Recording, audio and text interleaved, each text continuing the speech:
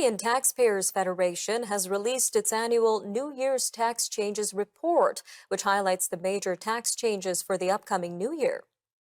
CTF is outlining the expected tax increases by the federal and provincial government in 2023.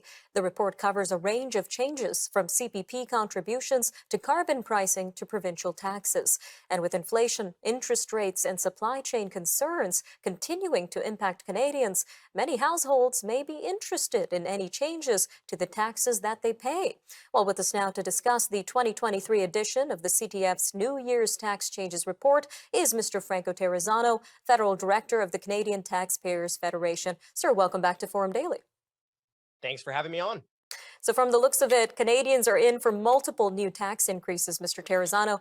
Can you tell us a little bit more about what they can expect next year? Unfortunately, Canadians are already struggling to afford groceries and gasoline. You have interest rates that are on the rise. But also, the federal government is going to be raising 5 taxes in 2023. The CPP tax is going up. The EI tax is going up. The carbon tax is going up. Alcohol taxes, well, you guessed it, also going up.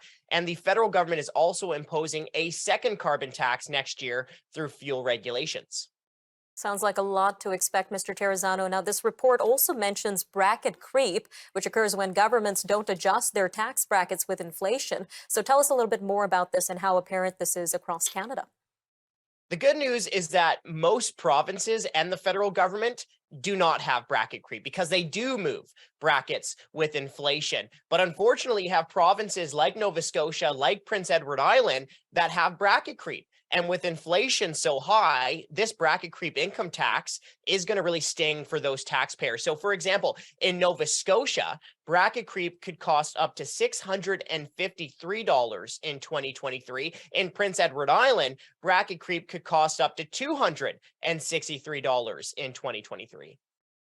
All right, sir. And I want to jump into some of these other tax increases expected across the country, including carbon pricing. We know the CTF has been very vocal around carbon pricing. What's the situation next year when it comes to this? Well, come April 1, 2023, the carbon tax is going up. Higher gas prices, higher home heating bills. Now, some of Trudeau's politicians claim that families will be better off with this carbon tax and rebate scheme.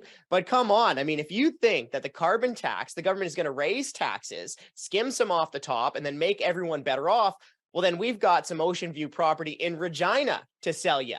But hold on a second, because the parliamentary budget officer shows that the government's claims have been incorrect. And in fact, in 2023, the carbon tax will cost the average family anywhere between $402 all the way up to $847, even after the rebates. And on top of that, we know the CTF is highlighting clean fuel regulations as a second carbon tax. So tell us a little bit more about that and how that's going to impact industry and consumers. So here's how it works. If producers can't meet the government's requirements, they're going to have to pay the second carbon tax. But economists and the government's own number crunchers show that the costs are really going to be felt by all of us when we're fueling up at the pumps. In fact, the government's numbers suggest that the second carbon tax could increase the price of gasoline by up to 13 cents by 2030. And the government's own analysis shows who's really going to feel the pinch the most from the second carbon tax: lower and middle income Canadians who are already struggling with energy poverty, like single mothers and the seniors who are living on fixed incomes. All right, Mr. Terrazzano, a little over a minute left here, but we're talking a lot about tax increases. What are some instances of tax relief across Canada, federally and provincially, especially when compared to other peer countries?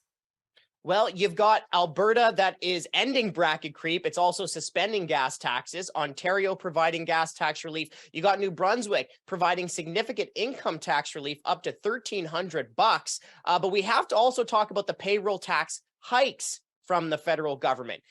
In 2023, if you're making $67,000 or more, you're going to be paying about $300 extra because of the payroll tax hikes, but even that downplays the total bill. In 2023, through the payroll tax, a worker making $67,000 or more will pay about $4,700 in payroll taxes in 2023.